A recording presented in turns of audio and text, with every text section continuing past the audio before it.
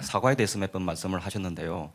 흔히들 사과를 할 때 꼭 갖춰야 될 요건이 몇 가지 있다고 합니다. 그 중에서 이제 가장 중요한 게 어떤 부분에 대해서 사과할지 명확하고 구체화하는 것이라고 하는데요. 대통령께서는 이제 대국민 담화에서 제 주변의 일로 걱정과 염려를 끼쳐드렸다.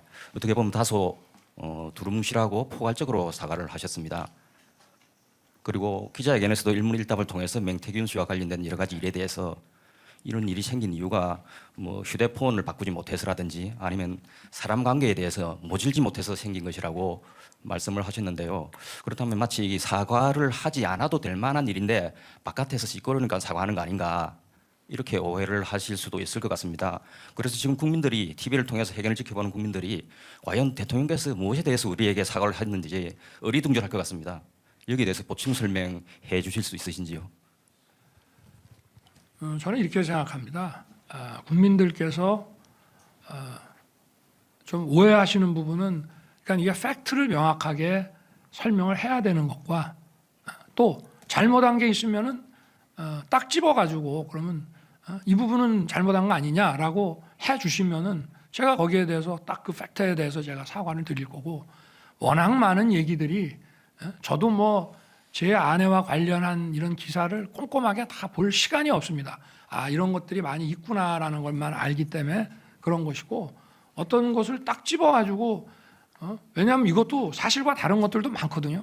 그렇다고 제가 대통령이 돼서 이 기자회견을 하는 마당에 그 팩트를 가지고 다툴 수도 없는 노릇이고 그렇다고 해서 그걸 다 뭐 맞습니다라고 할 수도 없는 것이고 그래서 아마 우리 부사일보 기자님께서 그렇게 생각할 수도 있지만 이거는 뭐 어쩔 수 없는 게 아닌가. 그리고 만약에 어떤 점에서 딱 집어서 한다면은 그 부분에 대해서 제가 사과를 드리죠. 그리고 아닌 거는 또 아니라고 제가 얘기를 하고 그러나 사실은 잘못 알려진 것도 굉장히 많습니다. 자기들끼리 뭐라고 얘기를 하는데 우리하고는 얘기한 적이 없는 걸 가지고 뭐 했다고 그러는 것이라든지 또는 뭐 언론에 민주당에서 뭐 그걸 공개를 했는데 그게 뭐 무슨 짜집기가 됐느니 뭐 소리를 집어 넣었느냐 그러면 그걸 가지고 대통령이 맞네 아니네 하고 그걸 다퉈야 되겠습니까? 그러니까 그런 점은 좀 양해를 해주시기 바랍니다. 네. 대통령께서 여러 가지 이제 논란이 있기 때문에 뭐 이건 인정할 수도 있고 없을 것도 있고 해서 다 설명하기가 좀 어렵다라고 하셨지만 아까 일단은 사과를 하셨잖아요. 그래서 대통령께서 그러면 인정하실 수 있는 부분, 그러니까 정확하게 사과를 할 수 있다라고 하는 부분은 어떤 건지 좀 구체적으로 말씀 부탁드리겠습니다. 구체적으로 말하기가 좀 어렵지 않습니까? 지금 너무 많은 얘기들이 뭐 무슨 뭐 언론 보도나 뭐 이런 것들 보면은 너무 많은 얘기들이 막 다니고 있어서 저도 뭐 그거를 그러나 어찌 됐든 제가 사과를 드리는 것은 이거는 처신이 올바르지 못했고 또 과거에 그 대통령과 그 대통령 그 부인의 어떤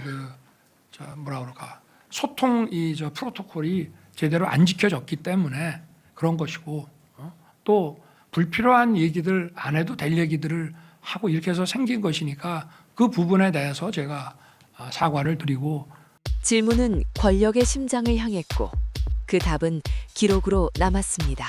우리가 마주한 이 장면은 단순히 한 사람의 질의응답이 아닙니다. 권력 앞에 당당히 진실을 묻는 용기 그리고 더 나은 내일을 갈망하는 국민의 목소리가 살아있음을 증명하는 순간입니다. 민주주의의 꽃은 비판과 감시 속에서 피어납니다. 우리의 목소리가 멈추지 않는 한 대한민국은 결코 멈추지 않을 것입니다. 위대한 국민, 강한 대한민국, 그 정의로운 여정에 여러분의 목소리를 더해 주십시오. 구독과 좋아요는 깨어있는 시민의 힘이 됩니다.